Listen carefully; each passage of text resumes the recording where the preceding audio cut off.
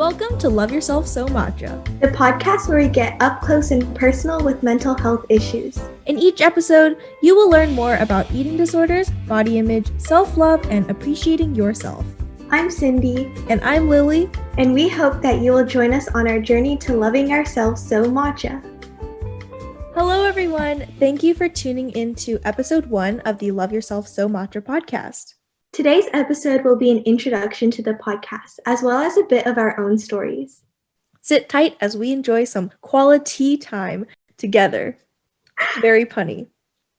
So I guess we'll just go into introductions. I'm Cindy. I'm one of the co-hosts of the podcast. I'm currently a junior at the Texas Academy of Mathematics and Science.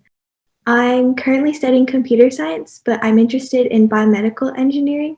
I'm interested in seeing technological applications in the biological field. I'm also a dancer. I've been dancing for several years now. And in my free time, I like watching a bunch of Among Us streams. Yes, we love Among Us. We are huge Among Us stans. But yeah, that was Cindy. I'm Lily. I'm childhood friends with Cindy. We've known each other since we were babies. I'm currently a sophomore at Stanford Online High School. I'm usually more interested in business, entrepreneurship, finance, economics, that side of things. I'm also a competitive figure skater. I've been figure skating for over 12 years, almost 13 years now, so quite a bit of time. In my free time, I also like to watch Among Us videos. I'm a huge Saikuno, Offline TV, Corpse, Ryan Higa, everyone else, Ray, Stan. So, yeah. Yay, yes. Yay. I guess we can get into a bit of the inspiration for starting this podcast. So both of us have been through an eating disorder before, and I feel like even though I was still not super young when I had my eating disorder, I still didn't know what it was before I had one. And I feel like it's important to educate people about eating disorders so that we can avoid more and more people falling into one, or as well as if you see one of your friends or one of the people close to you having an eating disorder, you'll know how to react and that you care for them and that you love them and how you can help them get through the eating disorder, as well as just some of our personal experiences, what it was like for us. And maybe it will show people who are in an eating disorder that they're not alone. And we'll also bring in some professional people to get some professional insight on eating disorders. Yeah, like Cindy said, we've both been through an eating disorder.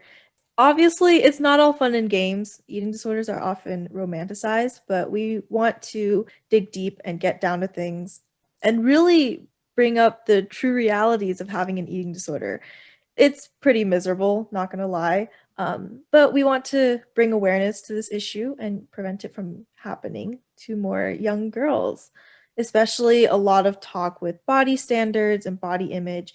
These are all things that we will be discussing in this podcast, especially they're really relevant in today's world. So I think we can get right into it with our own stories. So we can start off by saying how and why we developed an eating disorder, or how it started. So for me, when I was a baby, I was just a really big baby. I was a 9-pound baby. And ever since I was younger, I've always been bigger than everyone else. I was always taller than everyone else, and I was always chubbier than everyone else. So I'd always get comments about my body size, that I was fat.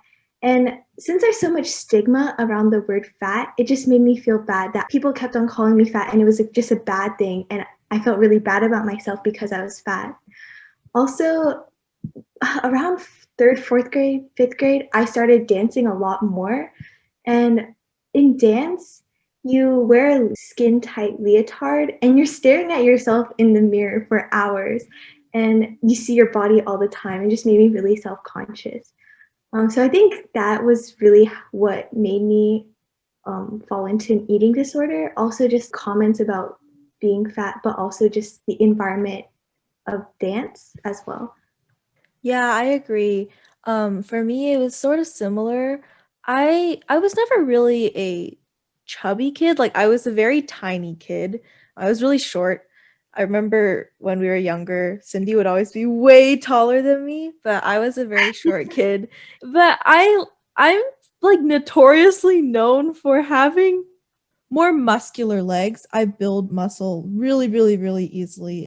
And from a very young age, I think when I was 3, I was thrown into gymnastics and dance. And when I was 4, I got put into skating.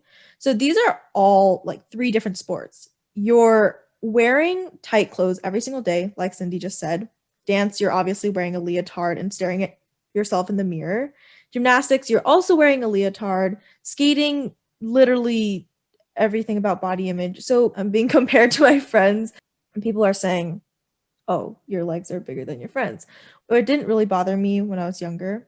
But I think as that accumulated when I got older and you're developing and you're going through puberty, all of that sort of added up.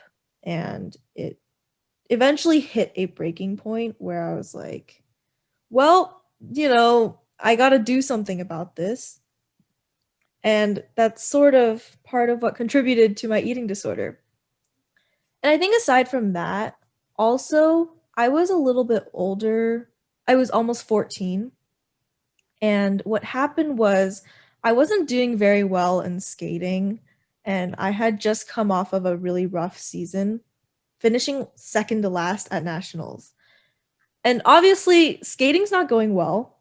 So I'm watching the Olympics and I make it my goal to do something right for once. I have to take the initiative. People call me lazy. I have to start working hard and starting to take control of my own life. And I didn't know how to control my skating and I didn't know how to find that consistency in my performances. So the only thing I could do was another outlet to try to explore that perfectionism. I just ended up putting that into food. And I was like, if I can't be good at skating, at least I can be good at, in a sense, be good at being skinny. It sounds bad, but that's really what was going through my mind at the time. It's really all those factors contributing to eventual eating disorder, which is unfortunate, but yeah. I guess we could talk about like what it was like for us. So I guess I can start again. For me, as Lily said, she was a little bit older. I think I got my eating disorder at the end of 5th grade, all of 6th grade, and maybe like the really beginnings of 7th grade or the summer from 6th grade to 7th grade. I remember really vividly at near the end of 5th grade, I would just stop bringing, because we had snack time in elementary school. And I vividly remember just stop bringing snacks to class because I was like, I'm going to get fat if I eat these snacks.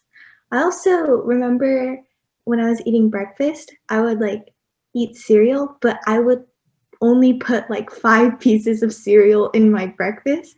It was just not good.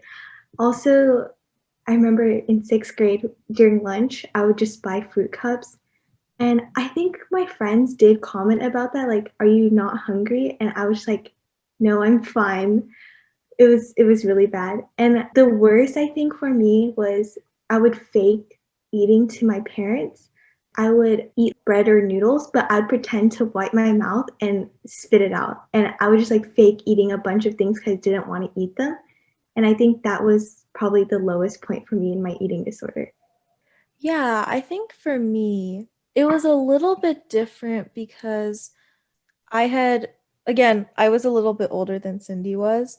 And so I knew about the internet. I was very familiar with the internet. A lot of my eating disorder was propelled by facts I found from the web. And so the first thing I found was like calorie counting by a ballerina, and it was a video, and it basically talked about calorie counting. And what's funny is in the video, losing weight and getting in shape for the season, but she actually does it in a really healthy way. But for some reason, I obviously just disregarded all of that and just decided to try to eat as little as possible. It started as an experiment, as just like a fun thing. I was like, oh, I saw this on the internet. I want to try calorie counting. And in the beginning, it wasn't anything at all, but it started getting a little obsessive. And when I took a trip to China, I remember taking selfies every day because I had to make sure I wouldn't gain weight in China because for some reason I didn't trust the scales there. It was a very weird experience. And I remember that trip being a little bit miserable because there's so much food in China. And when you go back, your family is going to take you to every single restaurant there is. And so obviously I was scared to eat stuff, but I wasn't really deep in my eating disorder yet. It was still okay. Like I still ate and I ate pretty well in a lot of restaurants and I didn't think that much of it yet because it just started. But on the last day of my China trip, on our way home, I ended up getting really, really, really sick. Like to this day, I still don't know what it is, whether it was a stomach bug or if it was food poisoning, but I just threw up everything I ate. Like I couldn't drink water for a week. I couldn't eat or drink for an entire week.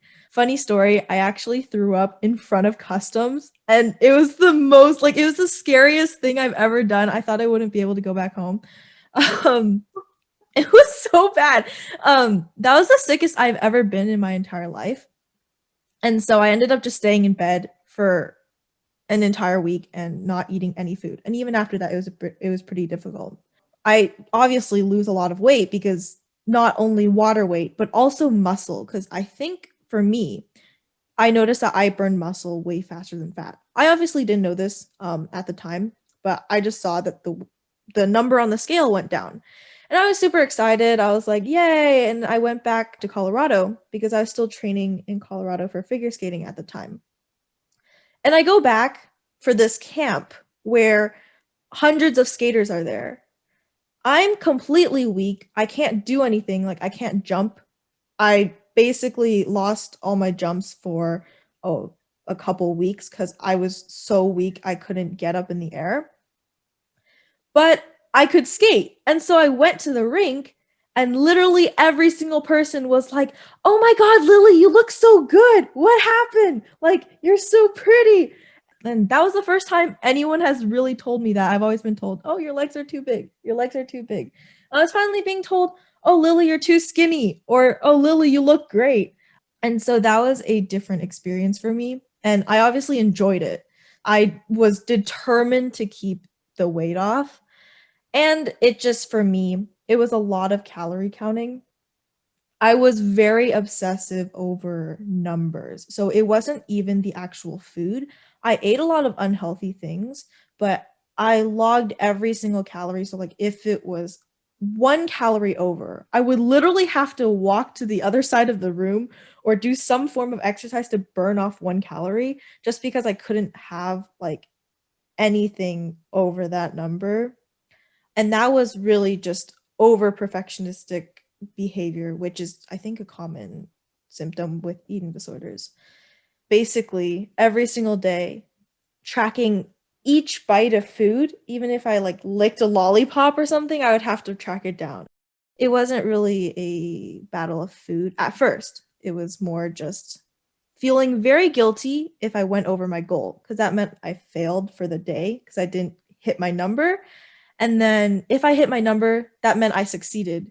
But then I wasn't happy about it. I just thought that was something I should do. Every day was just like a game of numbers, of trying to stay under this very concrete limit that I set for myself. And I had no idea what I was doing. So yeah. Yeah, I think actually I remember as well, like being really obsessive over calories.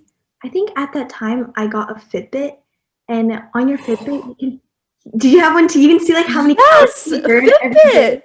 I was Yes. yes, I was so obsessed with keeping my calories underneath the number of calories I burned, and I remember this as well. I would like actually I remember like um just like counting calories as well, and like making sure that like I didn't exceed the amount of calories I burned on my Fitbit because I didn't want to gain weight. Yeah, I think that numbers are just so bad. They just, like it's more quantifiable, I guess. Like your weight gain, it's just like easier for you to like compare yourself to, I guess. Yeah, I got a Fitbit during that time. So once my eating disorder started very early, I got a Fitbit and I remember setting it to 10,000. My original goal, I set it to 10,000 steps per day. And I had a friend there and she had a Fitbit already. We were training one day and I was like, yay, I finally hit 10,000 steps. And she was like, oh, 10,000. Oh, my goal is like 15,000. I just hit 15,000. And I got really competitive, so I was like, "Oh, I got to hit 15,000." And once getting that Fitbit, I got way more obsessed with numbers. I'm not saying that Fitbit is bad. It's just for somebody with an eating disorder, you're already really almost drunk on numbers. You're addicted to Yeah. them. Yeah. Yeah. And that step counter and also the calorie burner. And also I what was funny was I didn't trust the calorie burner because I went online and it was like, "Oh, Fitbit calorie burner is not accurate." I still needed to see a really high calorie burn. It's just I always underestimated the calorie burn, which I'm pretty sure I underestimated by a lot because now that I think about it, the amount of hours I was training at the time, I probably was burning like a crazy ton of calories. So I was just completely delusional. Heart rate as well. I wanted my heart rate to go down really, really low because one, that's supposed to tell you that your athletic ability is good. And so I was obsessed with getting it really, really low. But what I later found out was just because when you start eating too little, your heart just is stopping. So it's not even your athletic abilities going up. Your heart is literally about to stop. I think in that sense we're really similar because I Yeah. remember going crazy over like burning calories. Like I would do anything to like keep moving at the time. And Oh my I know I God. didn't do figure skating, so I didn't do like high intensity sports, but I like remember I was so obsessed over losing calories. Yeah, it was unhealthy. Yeah, I don't know if you did this, but for me, I already had like daily training, so I'd get up and skate like 3 hours. In the middle, I would go to any single store, like Target or we had King Supers, which is basically Ralph's or Safeway, like one of those supermarkets. I would go to King Supers, then I would go to Target, and then after I finished skating, I would sometimes go to 24 hours and I would run miles. And I did that until my knee and my ankle started hurting. And I can get into this later. This also has to do with burning calories. But then I would force my mom to drive me to Trader Joe's and Costco. And we would literally walk in Trader Joe's and Costco every single day, several circles, just because like I needed to be moving all the time. And I was so obsessed with getting that number on my Fitbit. You know, like when you hit your step number and it has fireworks and stuff. I Yeah, was like, yeah. yeah. And I needed to see the fireworks so badly that sometimes if I didn't hit it and I was kind of close, I would just pace in the basement because we lived in a basement at a skater's house when I was training in Colorado. And I was just paced back and forth in the basement to get the number up. And it was so ridiculous. And I did it at my home too. And I remember my dad, he wasn't in Colorado and he was just like very confused. He was like, "What are you doing? Why are you walking around in the house?" And I'm like, "I gotta get my step count." And it was like that every single day. Just really obsessive. Yeah. Also, I like remember like I think it's the same for figure skating, but there's a very toxic environment around like being skinny. I remember my dance teacher would comment about me being skinny. She's like, "Wow, you're like you look so good now. You're skinny." And like she'd be like, "Wow, like you can be able to like dance better now or whatever." When I was like skinnier, and whenever I like even like I'm jumping a little bit ahead, but like even after I like recovered from my ED and I obviously gained weight, she was like, "Oh, you're gaining weight, you're getting fat. Like, remember when you used to be so skinny?" I don't know. Did you experience like the same thing in figure skating? Kind of like the toxic environment around being skinny? Exactly the same thing. Literally, you're like describing my journey right now because here's the thing. I have two very distinct memories in my brain from when I was a child. One is this coach that I really, really, really respected, and he is a very important person to me. When I was 9, I went to take a lesson with him, and I remember when I was younger, I would train so hard, and I never realized it. I never realized how hard I trained until I look back at it now. I would like skate in the morning, and then I would skate later. And then I would go to off ice training, and then I would go to ballet, and then I would skate again, and then go back home at like 10 p.m. Which, I ate a lot, like, but then I was also just training so much, and I was growing as a young kid, just at 9 years old. So I wasn't fat at all. Like, I was very fit. But again, I'm very lower body heavy. What happened was my mom put a Milano cookie in my bag because I wasn't able to eat before going to this lesson with him. But she wanted me to have some extra fuel. And he ended up getting mad at me. He was like, Lily, what is this? And I was like, it's a cracker. Because I knew what he was going to say. But I was trying to deflect by saying it's a cracker. And he was like, no, Lily, it's a cookie. You can't have these things. And so I obviously didn't eat it. And he later that day went to my mom and told my mom, oh, Lily's legs are already too big. When she goes through puberty, fat is going to wrap around her legs and then she's going to be really, really, really fat. And so that was the first time I think I was told by somebody else that I couldn't eat something because of weight. And so the next day made sure to bring in an apple and not anything that could be considered air quotes unhealthy, which, to be honest, in my opinion, is very arbitrary. That's like one instance that I remember really clearly. And the other instance is when I was taking a lesson from a very respected coach who wasn't my coach at the time, but I later ended up taking with her. Like, I ended up being coached by her for about a season, I would say. And I was taking a lesson with her in Southern California because I was visiting for a competition. So it was just like a single lesson, and she was putting me on the ice. And I always occasionally have lessons with her. But I remember doing really, really well that day. Like, I was doing extremely well, landing everything, and I was super proud. And I think after this one jump that's really hard, triple Lutz triple loop, or was it triple Lutz triple toe? I think it was triple Lutz triple toe. And she told me, she was like, Lily, do you stretch or do you roll out? And I was like, well, I don't really roll out because my doctor doesn't want me to. But I probably don't stretch as much as I should. And she said, oh, Lily, you need to stretch because your legs are too big and you can't get them together. And they're like, she pretty much flat out told me that it was ugly. She was like, your upper body is so slim. Like, your lower body, like, why does your lower body look like that? And I was like, dude.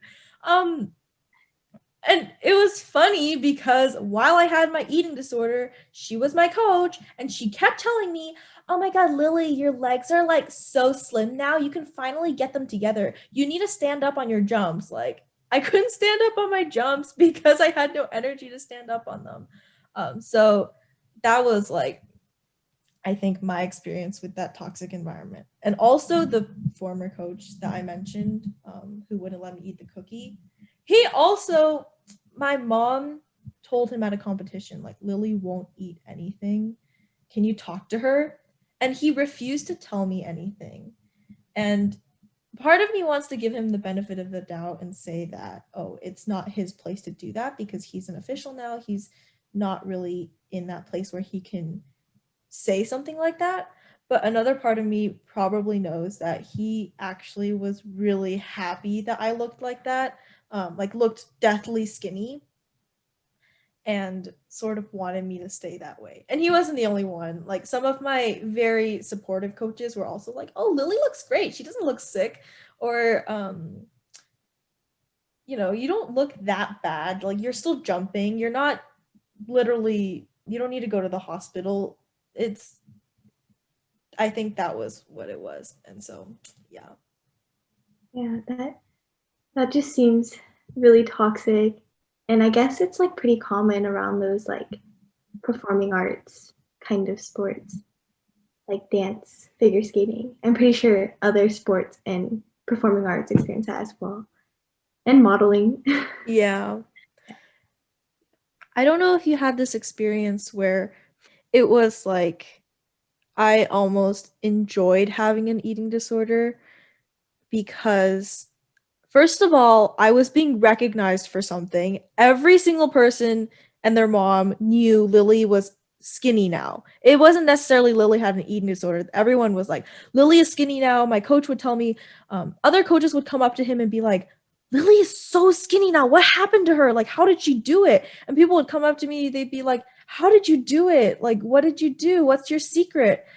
And moms would praise me and be like, oh, you're so disciplined with your diet. Like, my daughter just can't diet like you do.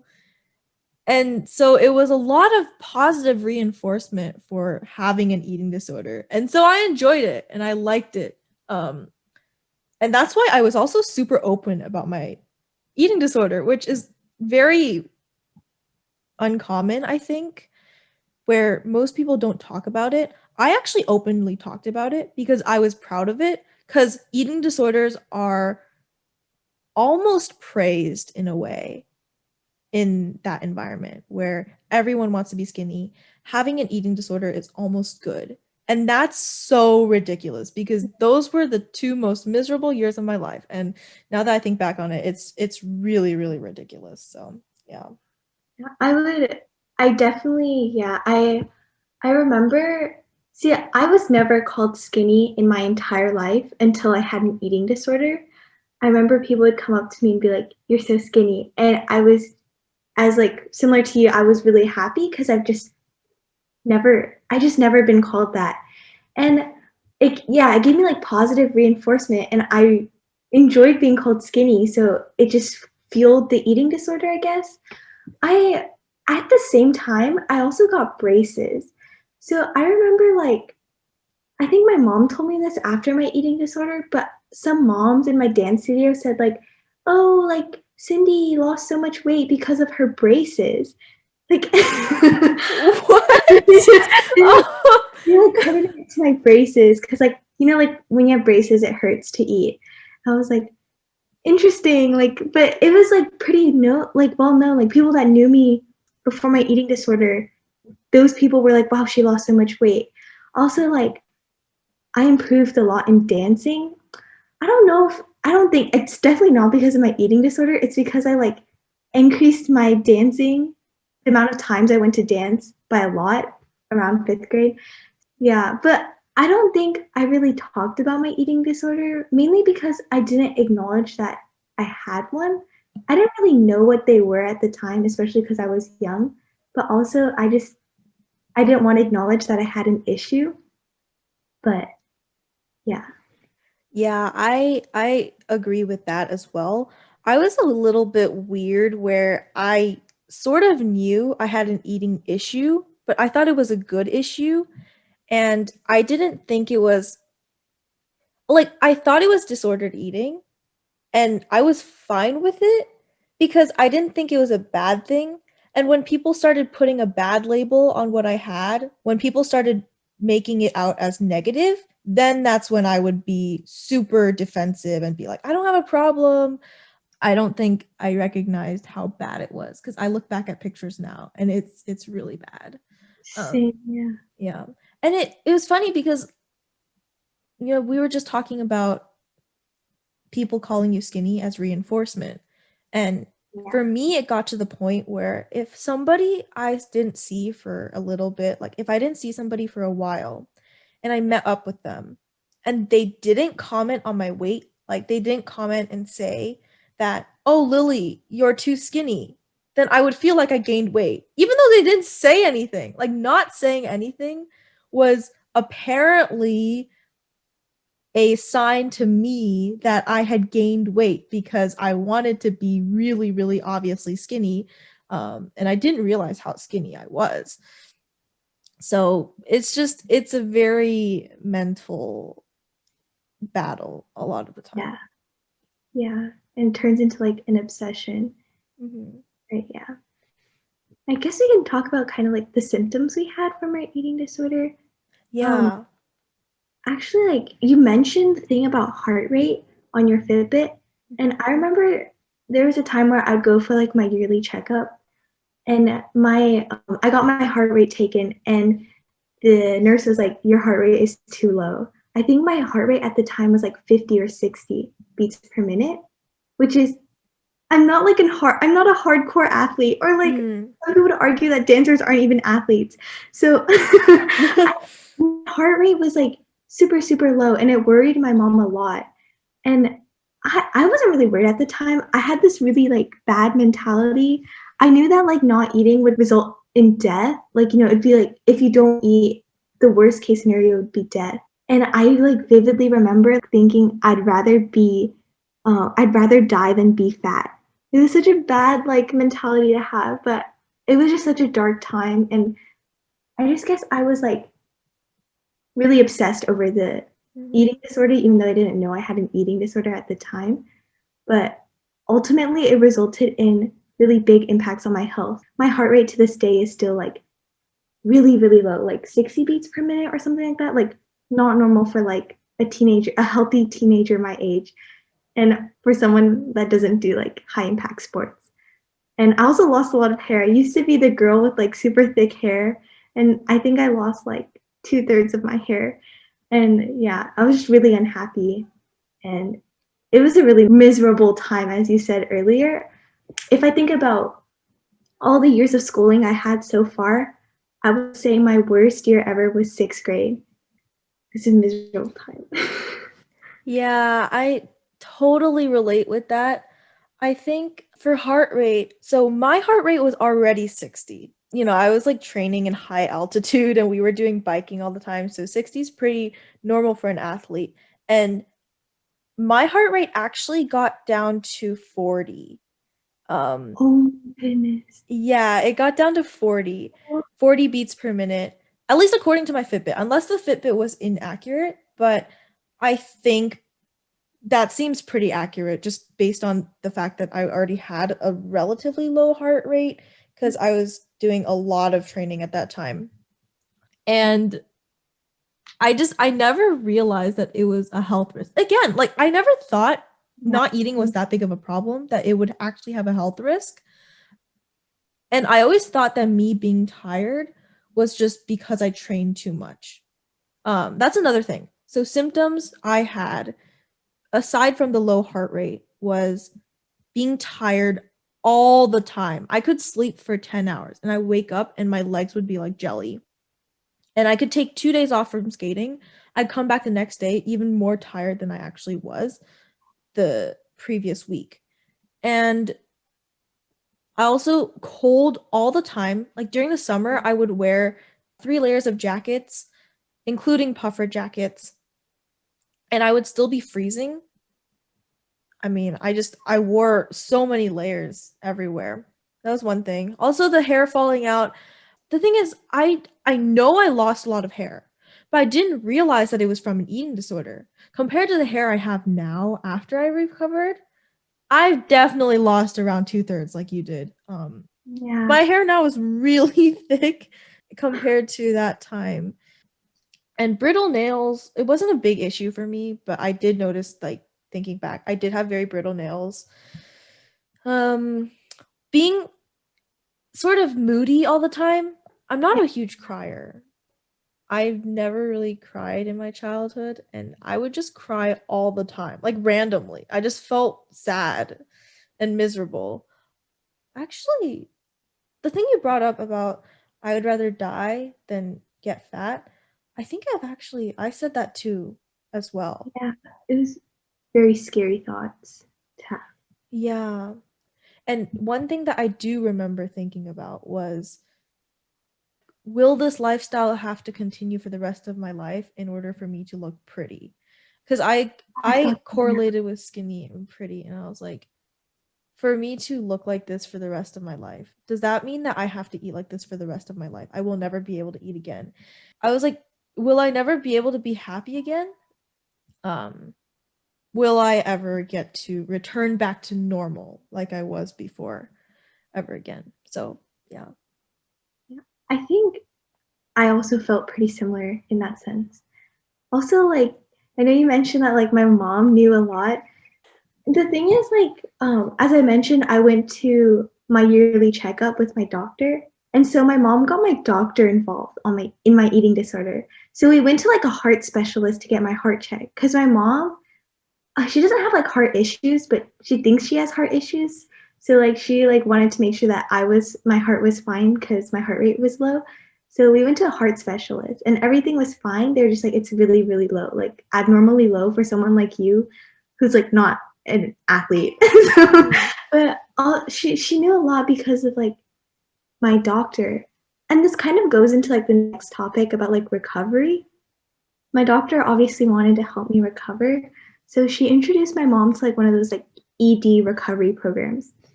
And that was I hated going to see my doctor because I didn't want to change my eating habits. Like going back to like that thought I had, like I just didn't want to change what I was doing or like my eating habits.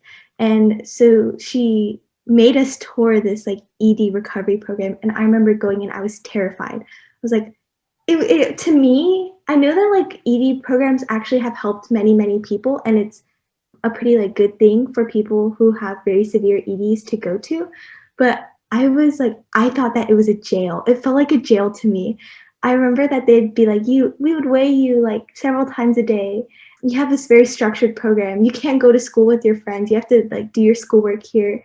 If you don't eat, then like we'd feed you like we'd like force feed you or whatever. And I just like remember thinking I thought this was a jail, and it scared me so bad. But also, in terms of recovery, that kind of scared me, I guess, and I, like, really didn't wanna go there, and I knew that since I was a bit younger, so I, like, was more submissive to my mother, I guess. Not that, like, I don't, like, follow, like, what she wants me to do now, but, like, I was, like, more submissive, I guess, to, like, what my mom wanted me to do. I didn't wanna go against her word too much. I guess I just was scared. I really didn't wanna go there, and I know my mom would have forced me to go there. So I was just kind of scared out of my eating disorder in that aspect. But also I started to notice how much of an effect it had on, like, my mother, my family members, and I guess kind of my friends in the later aspects when they realized something was wrong. Like, before they were just like, "Oh, you're so skinny," but, like, near the end, they realized something was wrong. And most importantly, like, for my mother, I've never seen her cry before. And with my eating disorder, I've seen her cry so many times, and it made me realize people really do care, and this is I think that's when I realized I had an issue. I was like, "Oh, this is bad, I need to change it." And noticing how much it affected them, made me realize that I needed to change my habits. Also, I know that, like, before when we were discussing the podcast, we talked about this. You said you went back to, like, where we grew up, and that, like, kind of helped you recover. I remember I also went back to where we grew up, my 6th to 7th grade summer, and I remember, like, people there were just my mom told them about my eating disorder, and they were super concerned, and I got to see a lot of old family friends, and it was, like, a really kind, loving environment, which really helped, and also just seeing how so many people cared. You know how I was losing a lot of hair because of my eating disorder? Mhm. Like, Steven came back from a summer camp, and, like, he showed that he cared. He was like, "Oh, she's probably losing her this much hair because she's, like, missing nutrients."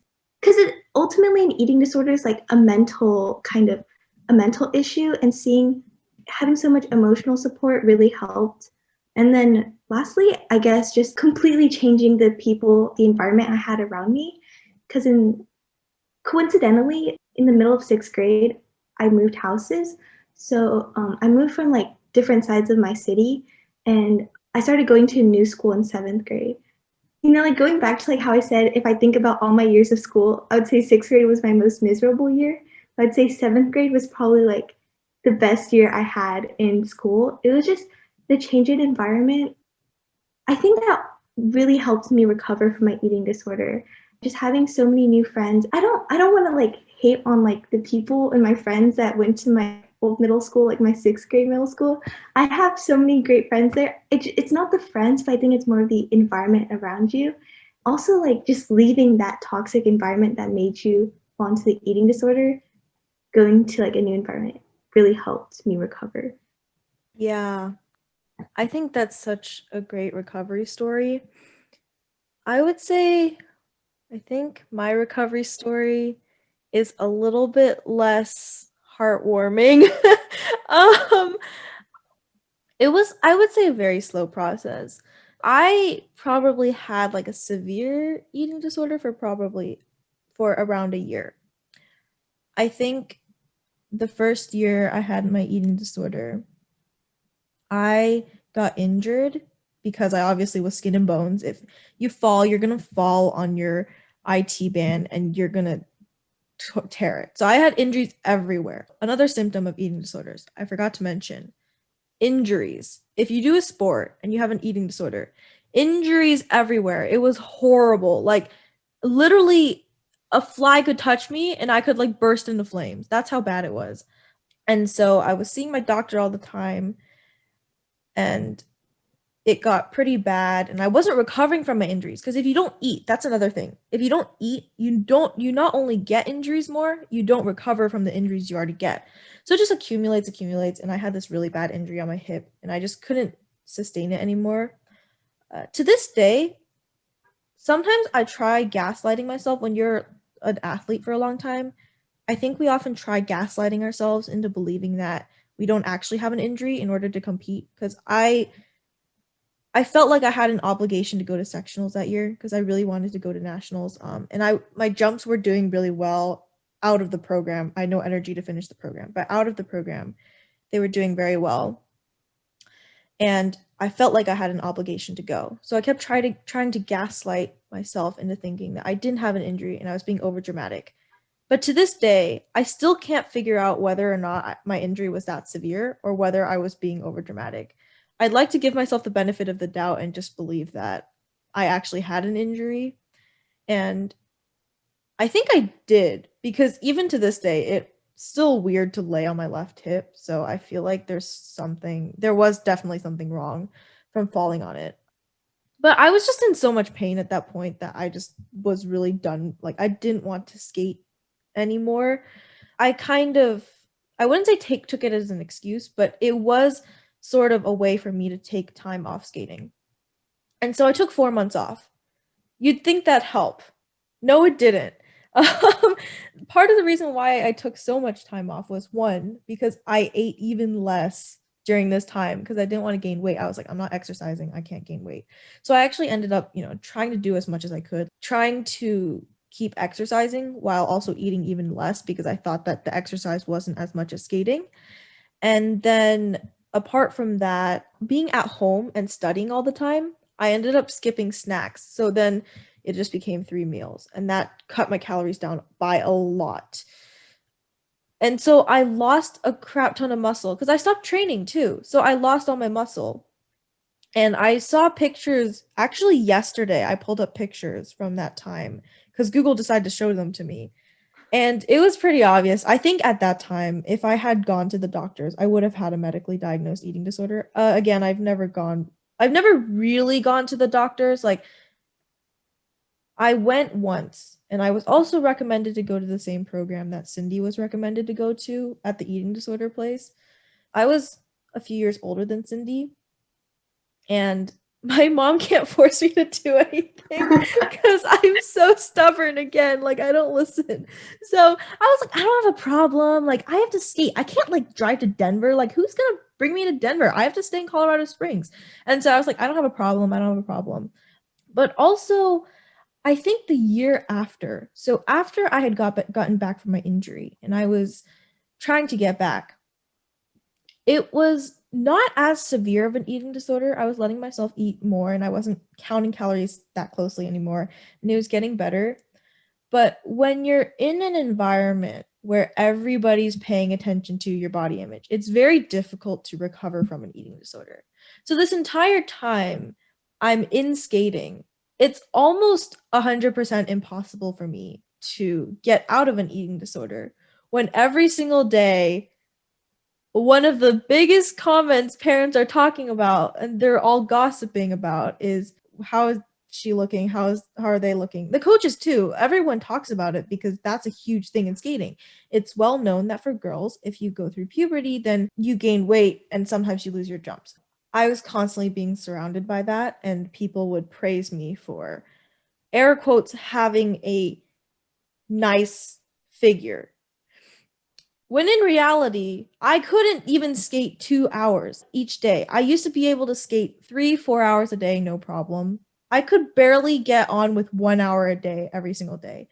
And so that year wasn't as bad with eating disorders. I would say that year was more of disordered eating, where I'd be really obsessive over eating the same things and eating very healthy, and still keeping my calories low. So I was very skinny and obviously had no energy. I started gaining my muscle back a little bit, just like a little bit though. And had to regain a lot of the muscle I lost during my injury. And it really wasn't until I screwed up that year again at sectionals and I came back home in time for the holidays. And so I celebrated, actually similar to Cindy, I celebrated a lot with friends. For me, it wasn't really feeling the love of people because I always felt like everyone wanted me to have an eating disorder and everyone wanted me to be skinny. Because even though I had an eating disorder and people would say, like, Lily, you're too skinny, you would hear comments again like, oh, Lily, you look so good. So then it was a very conflicting mindset. And whoever told me one thing, I just basically didn't believe anybody except for my own opinion because everyone was saying different things. And I sort of just partied during Christmas and quarantine helped so much. I was very self-conscious for the first 3 months I was gaining weight because I was still skating. I still went to the rink. It was pretty obvious that I was putting on weight extremely rapidly, like so rapidly, I can't even believe it. Um, but then quarantine hit and I stayed at home and completely removing myself from skating actually let me finally recover.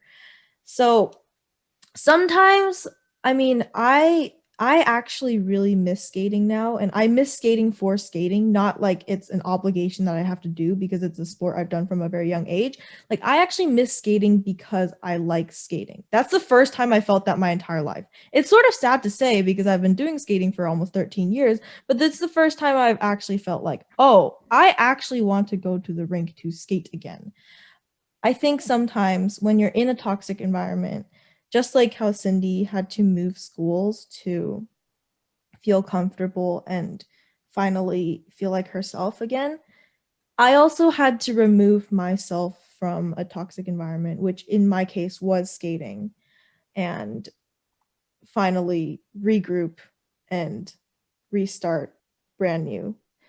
That's also why I haven't thrown myself back into skating yet either, is because I know right now, even though I'm happy at home and I'm completely okay with with how I am at home, if I go out and I'm judged by those same people again, I'm gonna feel really bad about myself. So I don't think I'm ready to throw myself back into that environment. But I actually do really miss the ice, and it's kind of sad. Right now is not the safest time either, so it's a blessing in disguise.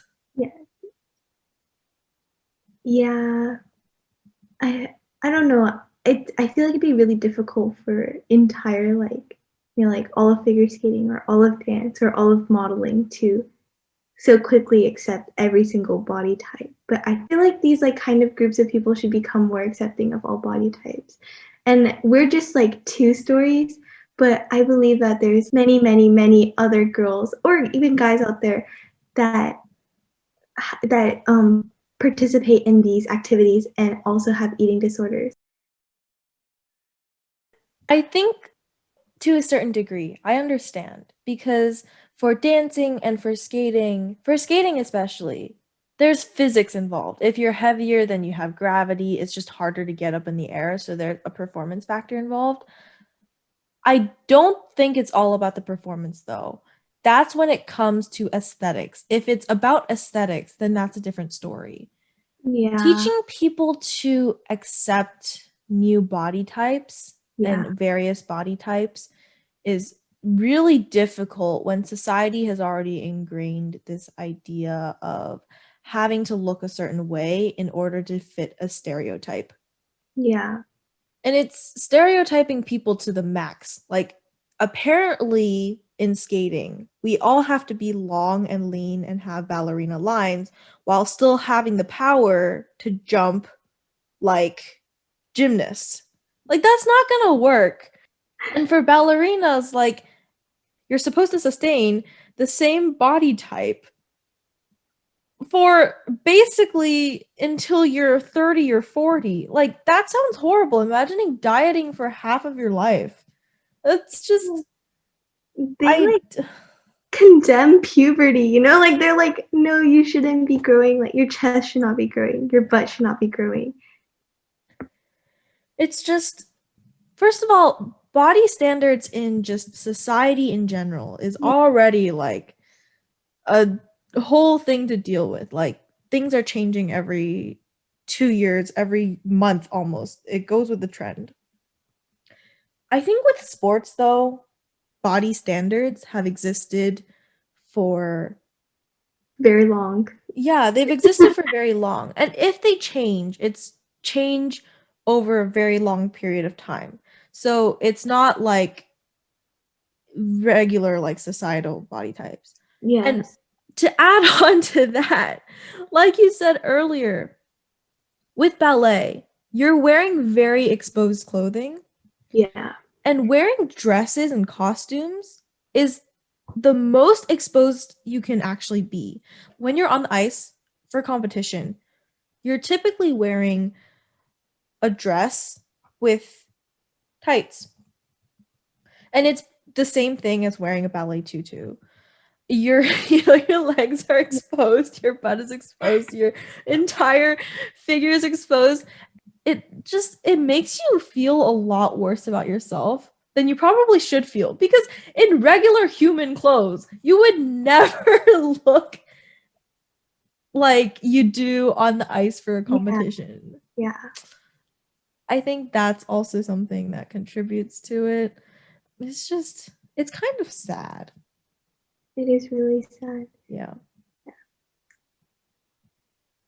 I think that since I was so young, I don't remember like everything, but I do remember I was a lot happier after my eating disorder. I think that also has to do with eating food because food makes you happier. When you eat food, you tend to be happier than when you don't eat food. But I think since eating disorders are ultimately just a mental illness, getting out of it made me think clearer, I guess. I was just a lot happier. Although I will say I'm still super self-conscious about my body, but I think I have like a pretty decent relationship with food. Maybe like too good of a relationship. Agreed. I have same thing. Same thing. But I think that my consciousness about my body still has to do with the fact that I still dance. And but I think that throughout these years I've learned a lot more about self-love, and hopefully through this podcast I'll learn even more to accept who I am and my body.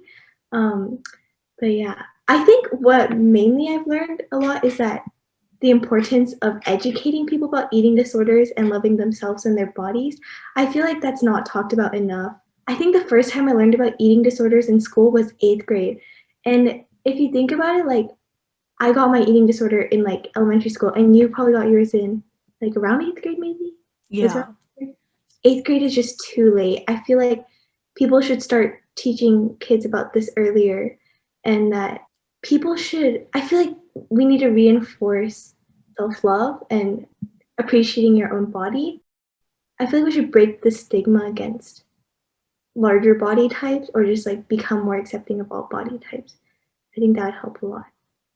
Yeah, for sure. I feel like it's gonna take a while to change. I wonder, I don't know. I mean, I obviously remember my eating disorder recovery very vividly just because it happened last year, or, like 2020. So, it also happened very fast. It was almost like one day I just decided I had enough and I was like, screw this. I'm just gonna start eating. It was weird at first. I was self-conscious a lot. Yeah, I was pretty self-conscious. I wasn't as self-conscious as I was when I had my eating disorder, which was weird because I gained like a lot of weight. But I was still a little bit self-conscious being out in the public. And then quarantine hit. And so after quarantine hit, everything went a lot smoother. I didn't feel so bad about myself anymore. Obviously when you're at home and nobody can really see you, you feel a lot safer. You're in your own home. Only your parents can judge you, and my parents do judge me, but I'm sort of immune to that. When you're being judged by your parents your entire life, you're immune to your parents, okay? So, yeah, that helped so much. But I think what really finally flipped the switch for me was feeling how different it was. Basically, for 2 years, I say this all the time, is when I didn't feel happy for the 2 years I had an eating disorder. And quarantine was the first time I actually like genuinely smiled in 2 years. And that's really sad to think about. It's 2 years of your youth taken away from you, that I'll never get back. But I wouldn't trade it for anything because I see the world a lot differently now. I perceive body image and self love a lot differently, and I perceive other people differently. So it was actually like I would say it was not a good experience, but it was an important experience. And then the second thing is I have so much energy right now. If you can't tell, I'm talking so much. And when I had my eating disorder, I wouldn't talk at all. Just I remember going to Steven's house for Thanksgiving when I had my eating disorder and it was really bad. I just sat at the table and said nothing. I wonder what Steven and Amanda were thinking because I used to be the loudest person at the table always. And suddenly I was here and sitting there doing literally nothing, picking at my food, not really eating, even though it's Thanksgiving, and being basically just skin and bones, like a shell and nothing else. But now I talk all the time. I'm overexcited about everything. I'm really loud. I'm kind of back to old Lily where I'm happy and hyper all the time. Like that's the real me. And I hadn't felt that in 2 years. So it was weird to feel it again. And I was suddenly super hyper. But that's when I knew I was like, oh, wow. An eating disorder really changed me. That that was like it was a big deal. It wasn't just not only mentally and physically, it was your whole personality and you change as a person. So, Snickers commercial, you're not you when you're hungry is very true. And that I think that's what flipped the switch for me. But no, like you said, I'm still very self-conscious of my body. So we can all work on this self-love journey together because we still need it's step one. Step one is accepting the relationship with food. There's still so much more that has to do with it afterwards. But what's interesting is that they've literally seen both of us go through an eating disorder. They're like, they literally saw everything. I just think that, like, that's just, I just think it's interesting. I just want to point it out. Yeah. Shout out to the homies for dealing with both of us. Because I don't know. Friends with us after we were so miserable. Yeah. But I think what's really interesting is that we both had an eating disorder, and we both had anorexia, but we both had very different experiences with it, which shows that like there's no one size fits all solution, and also just our different perspectives can probably teach everyone a little bit more about eating disorders and what it's like for people that have gone through them and what's helped them and what's been triggering to them, I guess. But yeah, and also it just shows you that eating disorders can occur in basically any age group. Like you can be like really young, or you can be like in high school and middle school. Yeah, and you can even be an adult. I know a lot of Yeah. adults, struggle with that as well. Thinking back on like I have so many regrets. I thought I would have regrets, but I don't have any regrets because I don't know if you see this, but like when you go out now, do you ever think about when you start to judge somebody for how they look or when your parents start to judge somebody for how other people look? I feel like it's a lot different now because I realize what those comments can lead to Yeah. and how miserable that can be. It's made me kind of see the world differently, and I also it's so cheesy to say, and it's not like, okay, this eating disorder is like the end of the world. I'm not trying to be super dramatic, but for me, it's like sort of changed a lot of how I perceive like how I'm going to approach life in general. Because um, I hope that I'm not as selfish and competitive anymore. I used to be very competitive when you're in a figure skating environment in an individual sport. You're so almost selfish to an extent. You're so selfish and competitive because your entire team revolves around you and you're trying to be the best you can be. And so everybody's helping you and it's all about you and you're always going out to skate because at the end of the day, it's like you. Yeah. And I don't know what it changed. It's so many factors can influence how somebody thinks, I think. And also, yeah, I don't really know. Go explore, like find people, find your tribe, learn how to do teamwork and stuff. Yeah.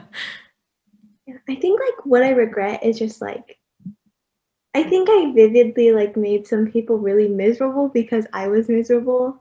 And I think I would say I'm very empathetic. I just regret making people miserable. Like even like I regret making people miserable because I was miserable. But in the end, I did learn a lot about my eating disorder. And I think that's important to share the lessons that I learned with other people so that they don't repeat the same mistakes that I made. I totally agree with that. Yeah, so those were our stories, and also that was basically why we decided to start this podcast. We're really hoping to bring awareness to eating disorders and mental health issues in general. And we hope we can make a change in at least one person's life. We really hope you learn more about us as well as the inspiration behind this podcast. We hope you continue to listen and grow with us. Grow to love yourself more. Love yourself so much. Thank you so much for listening. I hope everyone loves themselves so much and more after this episode. Stay tuned for our next episode. Updates will be posted on our Instagram and Facebook. Both handles are @loveyourselfsomatcha. Also, make sure to check out our website, which will be linked in our bios. Bye!